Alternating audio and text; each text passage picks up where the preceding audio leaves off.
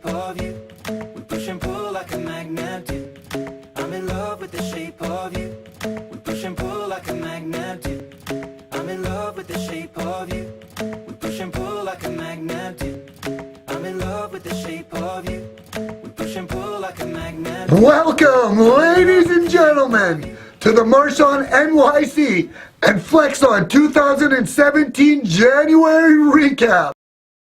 As you may have already noticed, the format has been slightly modified to coincide with our ever-changing industry. 2017, the year of change? I'm not sure that question mark should be there.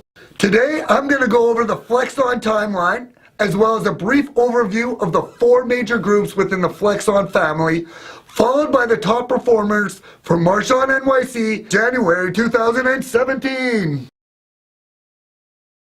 Lastly, I broke the budget to get a special guest to say a few words on sales mindset. This is going to be exciting. Let's start with the Flex On timeline. Timeline, please.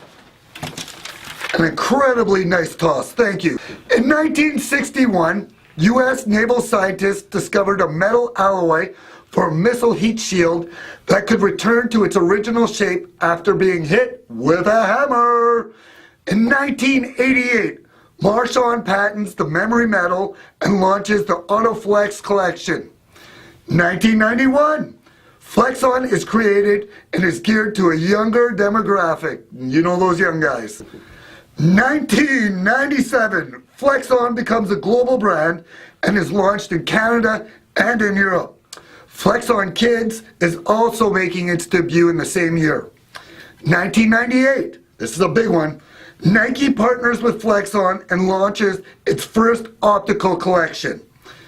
2003, the Flex On 600 series launches and becomes the benchmark for all memory metals.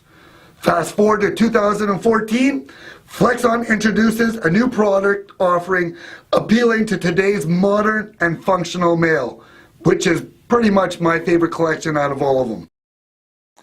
When you have a moment, go to the Flex On document and share the video you're seeing right now. It's absolutely amazing. I need you to understand how powerful the Flex On brand is. It's an absolute monster. Please share. Within the brand, we have such segments as the Evolution series, the 600 series, the Kids series, as well as the Women's collection. I'm going to go over these very briefly with you. So first, the Evolution series, which is our newest series, also known as the 1000 series. It's much more fashion conscious and complex in design with some flat metal detailing.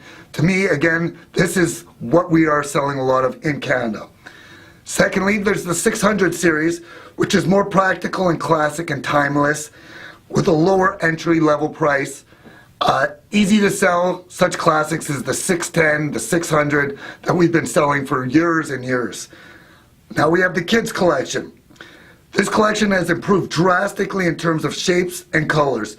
Just look at the Leo, the Virgo, the Taurus, and the Aries models. I don't know who's naming these, but they must have been into astrology. Finally, we have the Women's collection, which is one of my personal favorites.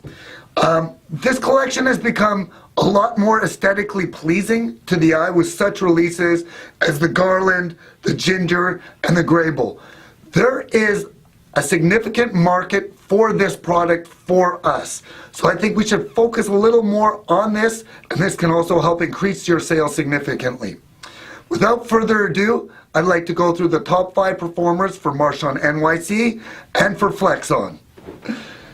Now for the Flex On top 5 performers. Coming in at number 5, Chris Melia. Number 4, Jason Hopkins. Number 3, Antonie Salomons. Number 2, Daniel Wan. And number 1, the winner this month, Trish Henderson. I'd also like to note we were up 55% from last January, which is absolutely incredible. And between number 1 and number 5 was only $2,500, so this is going to be a very competitive race this year. 55%! Yes!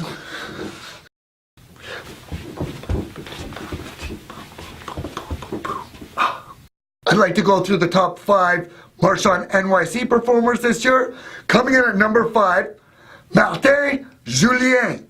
Number 4, Gary Precision. Number 3, Steven Richard. Number 2, Antonie Salomons. And at the top spot, Andre LaRouche. A phenomenal job, guys. We're only on to bigger and better things. Without further ado, you may remember him from such sales meetings as last summer at the Fairmont, Mark Anthony Andrews.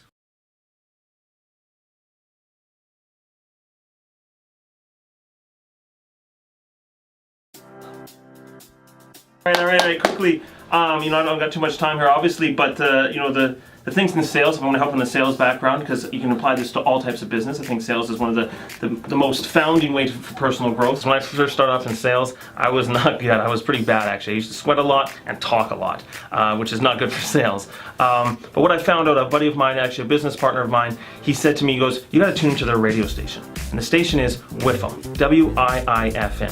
What's in it for me? And once I started figuring that out, I'm like, you know what I gotta do? I gotta put myself in their shoes. I gotta be looking back at me and figuring out what do they exactly want? What are they looking at? I thought it was objection handling. I thought it was talking a lot. If you're talking a lot, then probably doing a little bit too much. And in sales, what I've come to learn is that 80% of sales is 3 things. And the first thing is confidence. You gotta be confident in yourself, and they gotta be confident in you. They gotta know that you know your product. You gotta know the market. And on top of that, if you don't know something, it's one of the best opportunities out there is be like, hey, listen, I don't know the answer to this, but I'm going to find out for you. But in 24 hours, I'll have an email with the answer right in front of you. And you make sure you are urgent and relentless on getting the information to get it down for them, because the next day when they look at that, they're going to be like, this guy got it done. He said he was going to do sometimes more, but nevertheless, this is a champ. The second thing is trust. They got to have trust in you. Trust takes a bit of time, but maybe I can give you a couple of tips on that. The first thing is never, ever be late. When you're late, you're going to destroy a little bit of the relationship and the trust between you. And the second thing is never ever cancel an appointment. I don't care what the weather is, I don't care that. It's an opportunity when they expect you not to be there and you show up, that's trust being built. And then probably the third, I could say for anybody out there, is to bring trust, is do something for free. Givers gain. So if you do something, you can find somewhere you don't have to take commission from it. Like, hey, listen, I don't care. I want to make sure you get the right product, the right thing for you. I don't have to worry about the money today. Good. Number 3, one of the funniest ones everybody kind of forgets is you got to be likable. They got to like you. When they're looking at you, are they excited to see you? Right? You got to like yourself, obviously, but they got to look at you and be like, I'm excited to see this person today. They see down, they see Antonie Salomons on this page. Are they going, Antoine's in today? Or are they looking at, I can't wait. It's such an experience when Antoine comes in. So that's a totally different mindset. So when they come in that door, here's a couple of tips. You can be, if you got to change your state when you come in that door, it's an experience for them. So if you're coming in that door and you're all moody and stuff, you got to change that. You got to have a smile on your face. It's one of the easiest ways of doing it. Maybe even listen to a motivational video in the car or anything that gets you hyped and get that pump up song, whatever it takes to get you excited to go in there. Another great tip is remembering all their names. It's one of the most subtle compliments you'll ever have. If you remember their names and maybe their kids' names and all that kind of stuff. If you have to have a notepad, going the extra mile in your car and saying it's Susie and the 2 daughters are, Sarah and Teresa, whatever it is, you have that there. It's extra information. You're going to go in there and help them make more of an experience. More of an experience to them. They're going to start to like you about that, and they're going to start to buy from you. If you do all 3 of those things, you have confidence. They have confidence in you because it's in with them. It's always looking at what they're looking at you. They have confidence in you, they have trust in you, and they like you. Over time, it's going to build up business. So you got to be urgent and relentless on your activities, but you got to be patient with the results. You got recurring customers that over time you're going to create the trust, create the confidence, and create this likability that when they see you, they get this great experience. So these are the kind of things I can always point people in direction, but the obvious things have just shown you how this experience really does work. As I used to walk into, I don't know, you've probably been to a gas station before, right? So when you walk in a gas station, I've walked in there and been like, hey, what's up? Not even say anything, just give them a head nod or whatever, walk over, get my goodies, whatever, my snacks, and then go back, pay for it, and leave. That guy never remembers me. That's not an experience. And then there's sometimes I walk into a gas station, I'm on another level. So I walk in, I'm like, hey, how's it going? Good? How's your day? And I'm all smiles, and he becomes all smiles, and it just lights up the room. Like, so what I'm gonna do is I'm gonna go pick up some snacks and some chips, whatever it takes, and I'm gonna rendezvous with you, and then we're gonna create little transactions, and I'll get to know you a little bit better. Sound good? All right. So And I go over here and I'm picking up my snacks. This guy's like looking at me, he's doing all this kind of stuff, and he's just excited. And I walk back up, get up to the counter, he's all smiles, just excited about the experience that we're gonna have. And I get to know him, know his kids, his family, lighten up his day.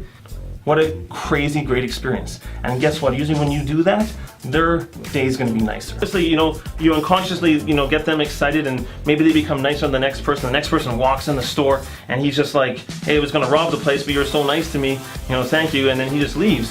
So I'm not saying like, I saved a robbery or whatever, but at the end of the day, you can unconsciously, give a great experience, and people remember that, and they start to want to be part of that. So if you can do that for all sales, and how you do anything is how you do everything in life, it's just like you can change everything for the experience for these people. So you got to tune into that with them. You got to put yourself in their shoes. So I hope these tips helped. Hopefully in the future I can help a little bit more, but thanks for today. I'd like to thank everyone for joining us in this special little project this month. I will see you all in March. I'd also like to thank Mark Antonie Andrews for taking time out of his busy schedule to give us some tips on sales. Thank you very much, and see you all in March. Although my heart is falling too, I'm in love with your body. Last night you were in my room. Thanks for today. My bedsheets smell like you. Discovering something Not brand yet, not yet. I'm in love with your body.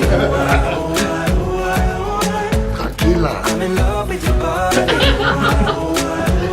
Oh, you want me to stop and give you some tips? I'm in love with your body.